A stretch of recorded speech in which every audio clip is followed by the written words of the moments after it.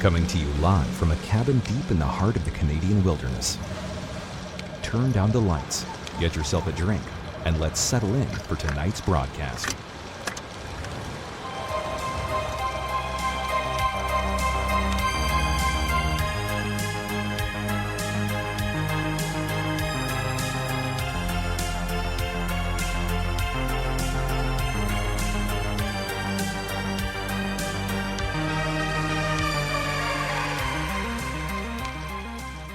Welcome back to Midnight Mysteries, the heart of Canadian paranormal radio. My name is Michael. And I'm Nathan. Tonight we're going back to the oldest night we know. A night of firelight, masks, and things that walk between worlds. Long before plastic skeletons and candy bowls, there was something deeper. Something sacred in the dark. This is the story of Halloween began. And why it still feels different. Have you ever felt it? That strange stillness in the air, that sense that something unseen is near. Tell us your thoughts and stories in the comments, if you dare. Before we wander too far into the dark, let's take a look at what's been happening behind the curtain in recent news. Authorities in Saskatchewan have arrested Romana Didalo, who is the self-proclaimed Queen of Canada, along with several followers at a compound inside a decommissioned school. Didalo, who rose to prominence through fringe conspiracy circles, has spent years proclaiming herself the rightful ruler of Canada, urging followers to stand down government officials, refuse to pay bills, and prepare for a coming mass cleansing. RCMP charged her with intimidation and violating court orders after months of escalating incidents. Inside the compound, investigators found signs of long-term occupation at what one official called an echo of cultic control. As strange as it sounds, these aren't isolated beliefs. They're part of a growing pattern of modern cult dynamics resurfacing across Canada. Groups gathering around self-appointed prophets, taking over rural properties, and blending apocalyptic theology with internet conspiracy. The old bonfire camp ritual has evolved into something darker and more clandestine, a reminder that the impulse to follow mystery and power can still burn just as dangerously as it did thousands of years ago. Speaking of cults, across the ocean, investigators are still uncovering the depths of a modern-day ritual gone horribly wrong. In Kenya, new forensic reports from the Shakahola forest, where over 400 members of the Good News International Church died earlier this year, show signs of animal sacrifice and organized fasting rituals tied to apocalyptic prophecy. Survivors say their leader promised salvation through starvation, claiming that death would be a gateway to meeting Jesus. Authorities have now connected the group's teachings to other small sects in Africa and UK, where similar rituals of fasting, sacrifice, and purification have appeared. What began as a distorted faith became a form of ritual violence, proof that even today, belief can still lead people to the edge of death in search of the divine. Now, in recent disclosure news, newly declassified files from the U.S. Air Force revealed something pretty unsettling. Between the 1950s and 1960s, under a program called Project Blue Lantern, the government staged fake UFO sightings, or claimed to stage fake UFO sightings, not to deceive public for amusement, but to test how people would react under pressure. Radar echoes were supposedly fabricated, lights were projected into clouds, even false crash sites were planted in remote areas to measure how fast stories spread, and how deeply fear could travel. Declassified memos show that these staged incidences were part of a psychological warfare exercise designed to study panic, information control, and public belief in the unknown. Mike, what do you think of this disclosure document? You know, I find with disclosure things, it just muddies the water. Like, you know what I'm saying? And this to me feels like they want to go out of their way to explain away these UFO sightings to the point where they're like, yeah, we planted this crashed UFO way in the middle of a desert mountain range in case somebody would find it, because we wanted to measure the impact on culture. It's like, okay, what was a farmer in a field like got picked up by a local newspaper? It just fabricating radar echoes, like the general public isn't looking at radar echoes, so and most of the radar technicians are in that part of where these incidences took place, part of the military. They're sworn to secrecy. They're it's really interesting though, because this is recent, but there's also been some other recent things about this specific comet coming through and how there's all this could be buzz. An alien ship. Yeah, and I don't know. It makes me think that they're trying to distract us from something. Yeah. Do you know what I mean? Like it's kind of, there seems to be a lot going on right now in relation to disclosures and fear mongering about stuff. So. And on top of that, this was the 1950s and 60s. This wasn't in today's day and age where a random TikTok video could go viral. Mm-hmm. That would make more sense, testing the culture sense of fear. This is, again, before any sort of social media, social networking, or the internet existed. Yeah, no kidding. Well, for more news about the paranormal, local events, and strange occurrences, remember to subscribe to Midnight Mysteries, the heart of Canadian paranormal radio.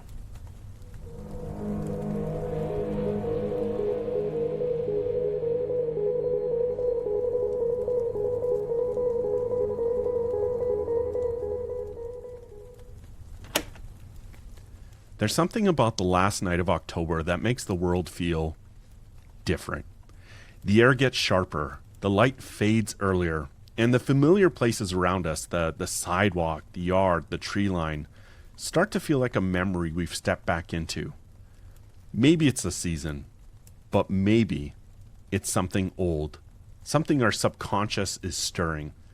Because on this night, we carve faces into pumpkins, we light candles in windows, we dress ourselves in disguises, and we wait for the dark. Even if most of us don't remember why anymore. Tonight we're going back to before plastic skeletons, before candy bowls, before Halloween had a name. Back to a night of fire and silence. A night that was considered reverent by many. A night when boundaries between worlds seemed to blur. So, take a breath, light a candle, and check the lock on your door. And remember, every tradition starts with some truth. Long before Halloween, there was Samhain, or what is actually pronounced Samhain. Strong archaeological evidence suggests that Samhain, emerged more than 3,000 years ago, rooted in prehistoric seasonal rites among the Western Celtic peoples. Long before anyone wrote down their stories of it in the 9th or 10th centuries, it was already ancient. People across Ireland, Scotland, and the Isle of Man marked this night. According to what we know from early Celtic calendars and oral tradition, it occurred from sunset on October 31st to sunset on November 1st, a transition between the warm season and the cold one. Samhain marked the end of a harvest. The final crops were gathered, herds were called for winter, and it was viewed as a moment between life and death. Winter wasn't symbolic. It was deadly. It took people every year. It decided who would see spring again. To the Gaels, death was part of the same pattern that turned the seasons. When the harvest was done and the land went quiet, they believed the world itself was dying. And in that death, the veil between here and the other world grew thin. To the Celts, the world was not divided into one reality, but several, all layered and touching with the other world, the realm of spirits, gods, and beings with older stories than ours. Most of the year, these worlds remain separate, but not tonight. One historian, Ronald Hutton, describes it as a time when the veil between the living and the dead was believed to thin, permitting the two to meet. It's a poetic way to explain that people already seemed to sense that this night was different. Whether or not the dead physically walked among the living, people behaved and believed as though they could. Not just as spirits, ghosts, or apparitions, as what we see with a lot of Halloween now, but they believed the dead on this night were just as physical as you, me, and almost everyone else listening. And that belief shaped everything that followed. I find it so interesting that, like in this case, the Celtic people, but so many different ancient groups and historical groups, they had such similar ideas about having these layered different realms, right, of spirits and gods and angels and demons, and it just makes you wonder, like, they must have been onto something. I mean, if that was kind of a general across the world where there was no connection, there was no, log on to, the internet and look at Wikipedia. Exactly, right? So yeah, there stuff like that just makes me believe it a lot more, right? When there's ancient groups with no real major connections that are believing similar things. Yeah, if you've followed Midnight Mysteries for any amount of time, you know that our favorite pattern is when we see these ideas across cultures, across the world, before cultures were connected, before they even knew that there were other people around the world. And they have the same beliefs and the same type of cryptids and the same type of, folklore and legends, but not just generalized ones, but like very specific ones. And this Night of the Dead is one of those ones that occurs across cultures, and we'll go over a few of those later on in the episode too. Yeah, and the other kind of common thread I see a lot is this idea that certain times the veil between these realms is thinner, right? The 31st being one of those days, but then also, we quite often hear about the witching hour, or 3 a.m. to 4 a.m. How the early hours of the morning is another time where the veil is thin and there seems to be more spiritual activity. People sense more, right? So I guess it would be November 1st at 3 a.m. would be your thinnest veil moment. The end, yeah. Because again, Halloween isn't just October 31st. It's from October 31st to the end of November 1st. So imagine a Gaelic village at the end of a harvest. Crops stacked in granaries, the earth bare and dark, the smell of peat smoke drifting from the hearth. A chill so sharp you taste it. This is the moment when community mattered most, because no one survived winter alone.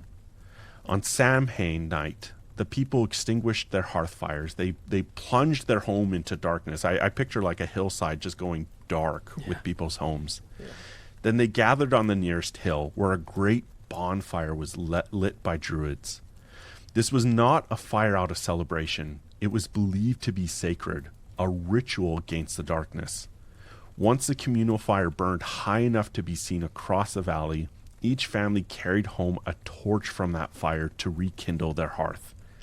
It was a single fire binding the living together. That's what they believed. And then they presented offerings like food, wine, bread, and milk outside their doorways. And this wasn't a decoration. It was meant as hospitality for the dead passing through on this night. But not all spirits were thought to be kind. Some were restless. Some were souls who died unburied or unloved, drawn back to the warmth of their old homes. Others weren't human at all. There was the Ishi, which were a type of elf whose mounds were said to open up on this night, letting their music spill into the dark. Travelers often told stories about hearing harps from hollow hills, seeing dancers vanishing into light, and of people returning years later, thinking only a night had passed. To the Gaels, these were not fairy tales. They were reminders that the world was shared between the living and something else. So people disguised themselves, wrapping in animal hides, cloaks, and soot-edged masks, not as entertainment or to play, but to hide. If the dead walked tonight, they thought it would be better to look like one of them. This is where costumes begin.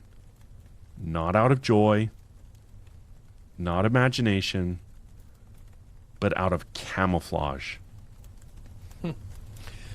Oh, I just have this image of like a dark, big hillside with pine trees and this big fire, and you see these druids and people with their quote unquote camouflage on, and the costumes. You can almost put yourself there, hey, where it's like, but like it says, it's not out of joy. Like, this wasn't fun.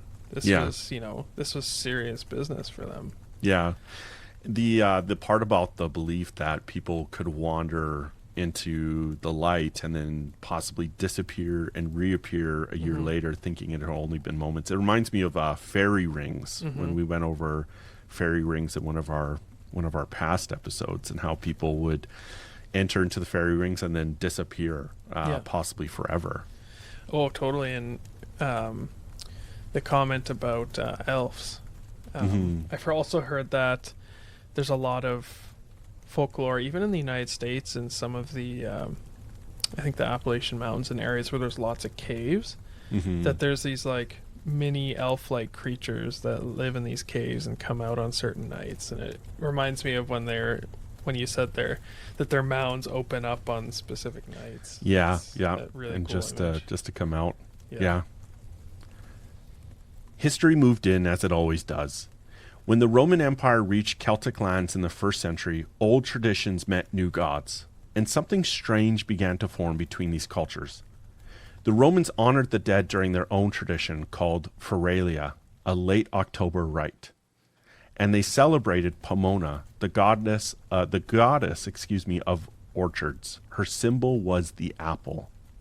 As the two cultures blended, this is where apple rituals entered Halloween. But these weren't games. They were acts of divination, attempts to see the future when the year was turning.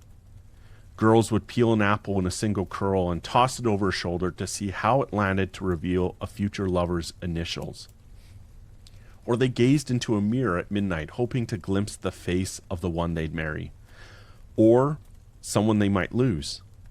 Halloween had less to do with candy and more to do with asking questions to try and figure out the future. Yeah, we never change as humans. We're always trying something to find the future. Yeah. This Very is honestly the practical first. tools and- This is honestly the first time I'm hearing about this apple peel thing. Yeah. Peeling it in one go and throwing it to see who your lover's initials are. I mean, that's go And for it's it. interesting. Rome again had their own celebration of the dead near the end of October, right? Yeah. And so those naturally just mixed Overlapped together, and blended together. The supernatural side of the Celtic traditions and the apples. The divination techniques. Yeah. I'd love to see like a modern psychic or someone be like, "Do you want to figure out who you're going to marry one day? Do you have an apple with you?" And then peeling the apple and throwing it over their shoulder and looks like X and Z.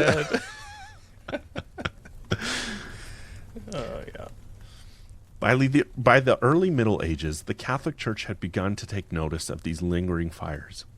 In 835 CE, they acted. Pope Gregory III moved All Saints' Day to November 1st, aligning it directly atop Samhain.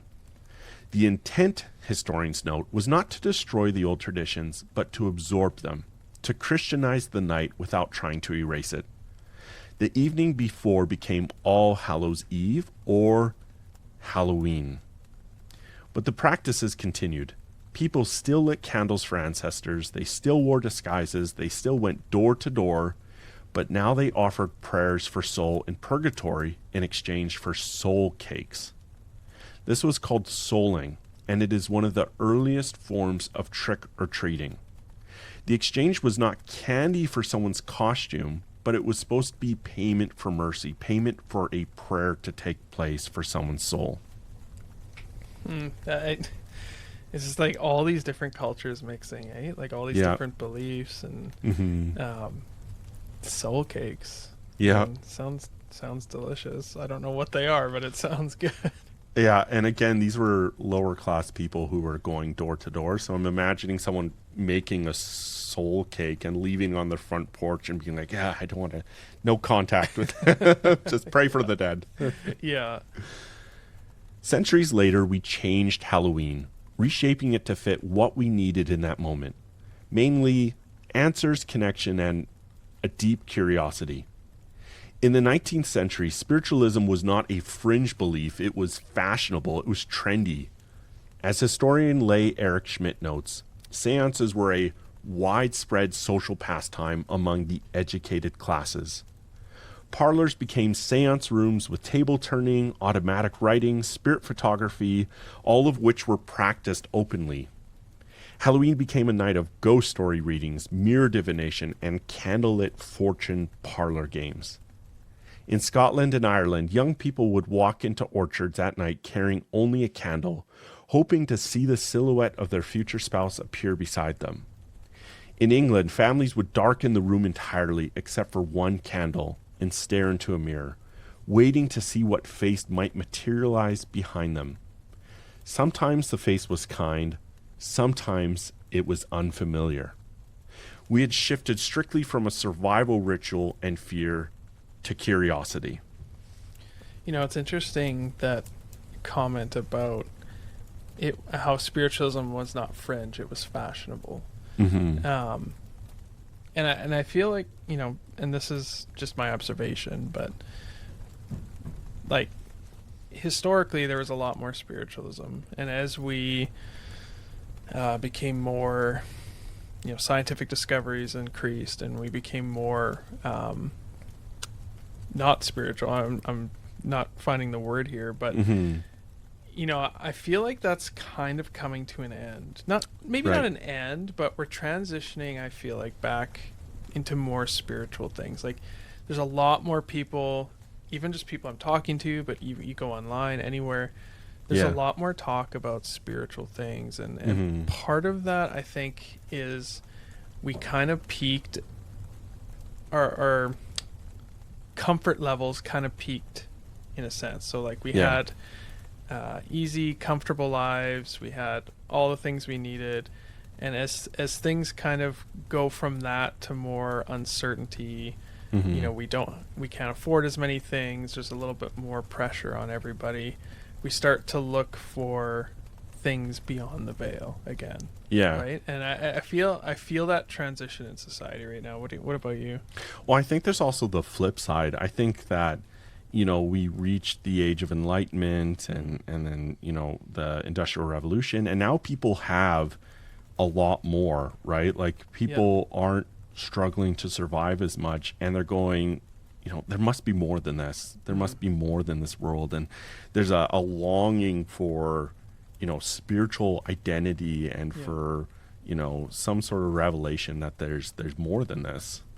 Yeah, no, that's actually a great way of looking at it, because maybe it has less to do with being less comfortable and more to do with we have so much and we're still feeling that empty space within ourselves. It seems whichever end of the spectrum we go to in terms of needs being met, we end up with, okay, there must be something more than just the material realm, right?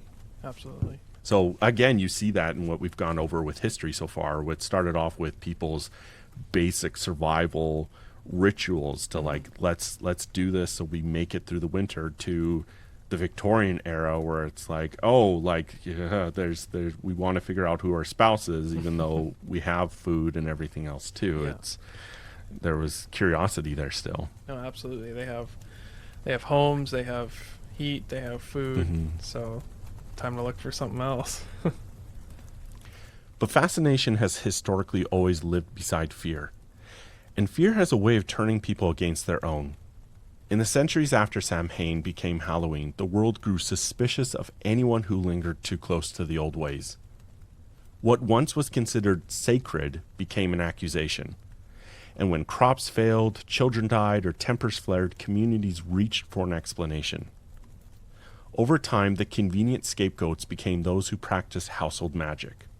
Midwives, herbalists, and wise women specifically. The Catholic Church saw them in a kind of power it could not control. Accusation was rarely neutral. It followed disputes about land, debt, or reputation, and it fell hardest on the vulnerable. Widows, the elderly, those with no one to defend them. Those who were on the edge of society. The result was never a simple search for witches, but a system where power, fear, and violence worked together to kill thousands. By the 15th century, fear and faith blurred into something cruel, and rather it was ritualistic faith. Tens of thousands, mostly women, were tortured and killed in the name of purification. Their deaths were not ritual, they were murder, carried out by a frightened world trying to silence what it could not understand. Other symbols evolved too. Even animals weren't safe from suspicion. Black cats, once seen as guardians of the hearth, became symbols of heresy and darkness. In 1233, a papal decree described heretics consorting with a black cat, and the image stuck. By the height of the witch trials, cats were said to be witches' familiars, or witches themselves in another form. Fear of the unknown became fear of the natural world.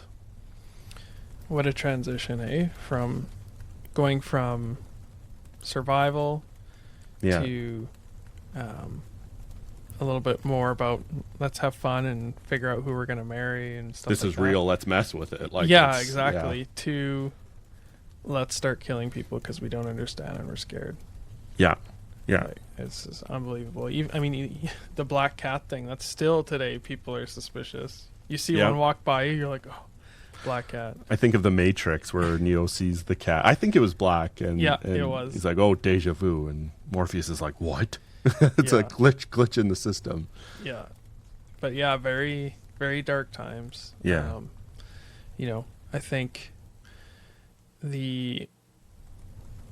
curiosity can be close to fear, or we can easily fall into fear when we get curious and fascinated. I wonder if curiosity killed the cat came from... No, it probably didn't, but it's still an interesting thought. There definitely seems to be a connection, actually. As soon as you said that, I'm like, oh.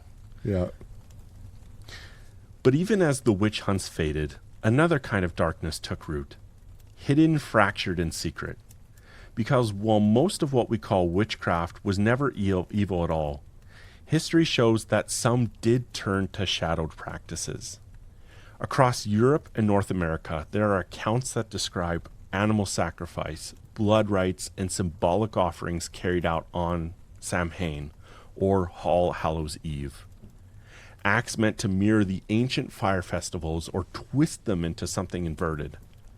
Whether you believe every testimony or not, enough patterns remain in law enforcement archives and historical records to suggest that some people did, and still do, mark this night for reasons far from holy. Every so often, someone tries to make these old myths real again. Police archives across North America and Europe contain thousands of Halloween night cases that read more like folklore than reports. Grave desecrations, animal killings, blood-drawn symbols on chapel doors. In 1989, just south of the U.S. border, Mexican police uncovered what became known as the Matamoros cult murders, a drug trafficking ring that fused cartel rituals with occult sacrifice. Victims were mutilated inside a ritual shed and their bones mixed with animal remains. Investigators said the killings coincided with spring and autumn equinox rites. Echoes of ancient fire festivals twisted into something monstrous. A decade earlier, Chicago faced its own brush with ritual violence. The so-called Ripper Crew, 4 men following a self-invented satanic creed, abducted and murdered more than a dozen women between 1981 and 1982. In the late 1980s, the FBI's Behavioral Science Unit began tracking what it called ritual-linked offenses. This was vandalism, arson, and animal mutilation that spiked every October.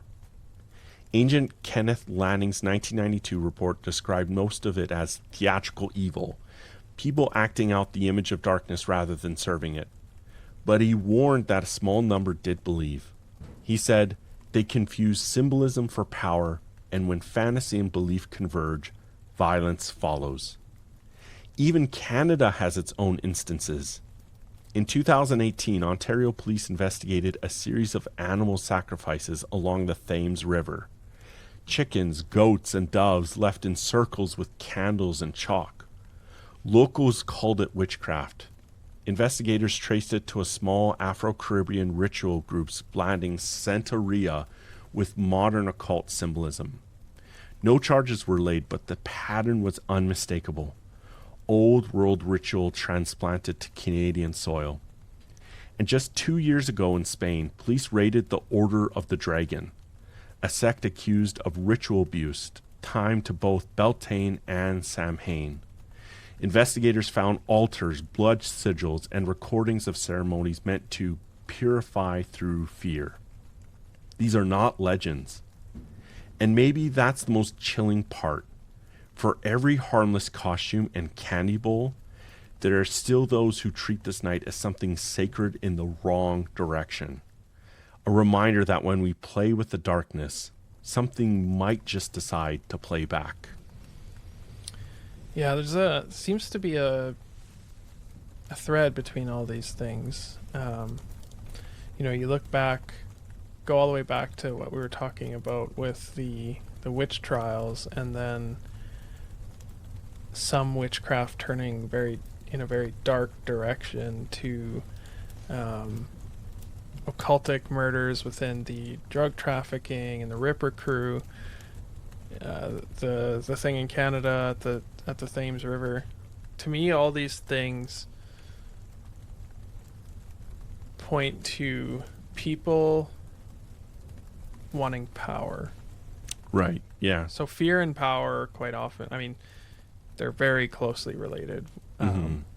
Fear is a type of power over people, and when they're afraid, you have some form of power over them. But whether it's power over vulnerable people or power over people that oppressed you in the case of the witch trials, or I'm sorry, the witches that were oppressed wanted power over the people that oppressed them and went to dark ways. And then the Ripper crew, power over vulnerable women. These are power is an intoxicating emotion or feeling, and people do really scary things when they want power. Yeah, and I think of even Kenneth Lanning's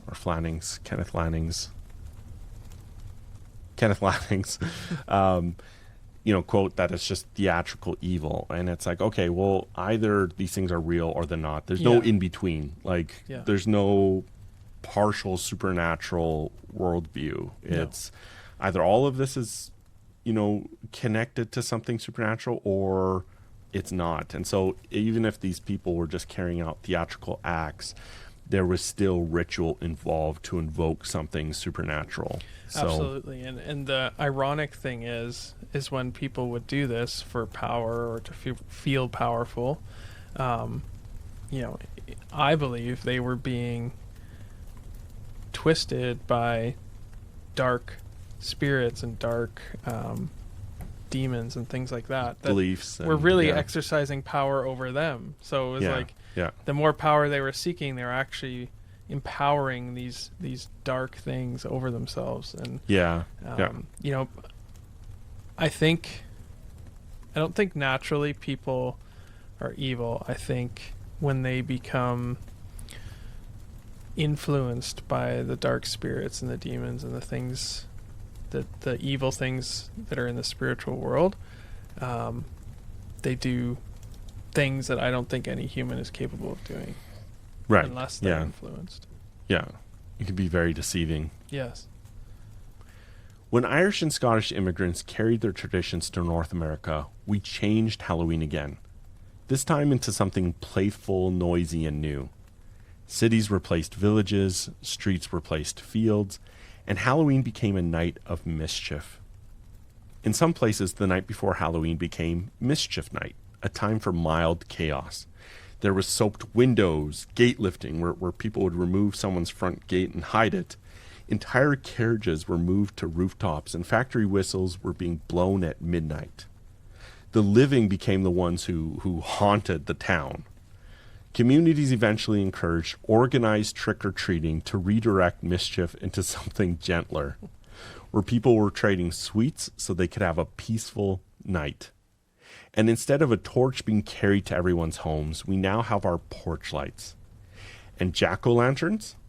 They began as carved turnips in Ireland and Scotland, placed in windowsills to ward off harmful spirits.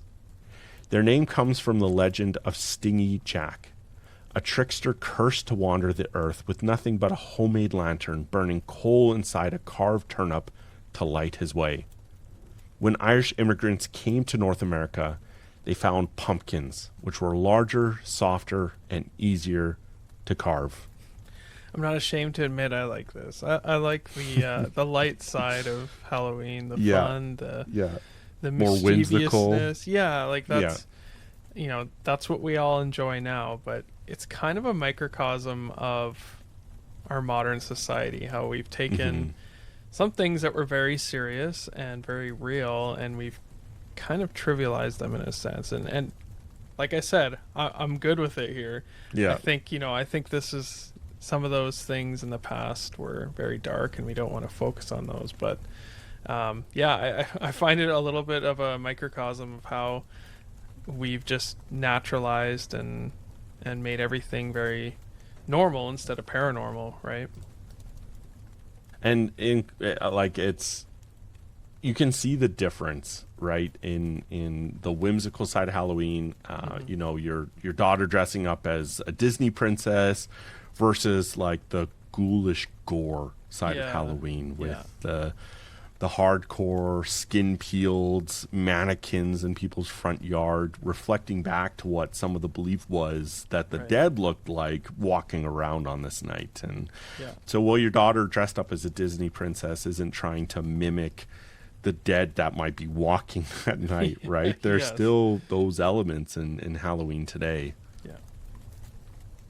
Even now, beneath plastic decor and candy aisles, we can feel something older lingering.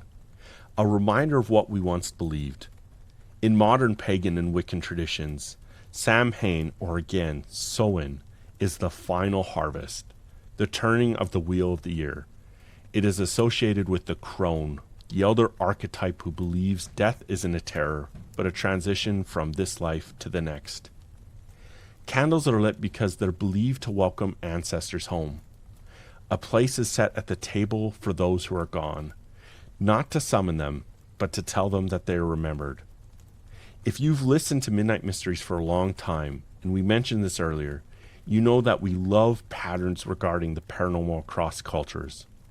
And Halloween is not unique to Celtic land.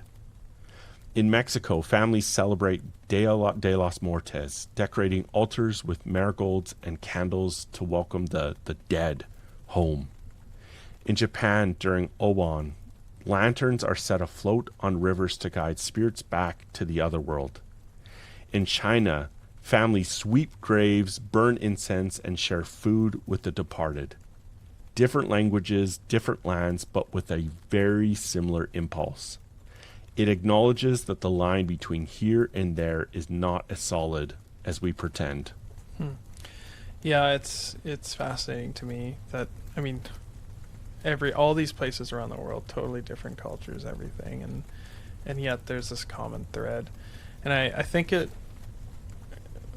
kind of lends itself to that we're not just physical, we're not just animals, we're not just physical beings, we have a spirit side. We're physical and spiritual. Right. I believe that's how we were created, is the first and only physical and spiritual beings that we can be in and out of both worlds at the same time. Right. And I think, looking at how these different cultures and different people from around the world and different timelines felt that pull, right? That kind of, you probably know that feeling, right? Sometimes you just have that pull. It's like you can't explain it. It's like in your chest. The intuition, the sense, like the voice within, right? Exactly. Yeah. It's like someone's pulling you with a rope or leading you onto something. I think that's our spirits pulling us, right? Yeah. It's fascinating. The door between worlds only opens for a moment. But maybe that's all it needs. Whether you celebrate Halloween, Samhain, or just the turning of the seasons, remember, every candle, every mask, every tradition began as someone's way of reaching through the dark. Sometimes with good intention, sometimes with freaky results. Have you ever felt that same pull, like something was just beyond the edge of sight? Send us your story. We read them all, even the ones that keep us up at night. Thanks for listening, and remember, stay weird, and we'll see you next time on Midnight Mysteries. Have a great night.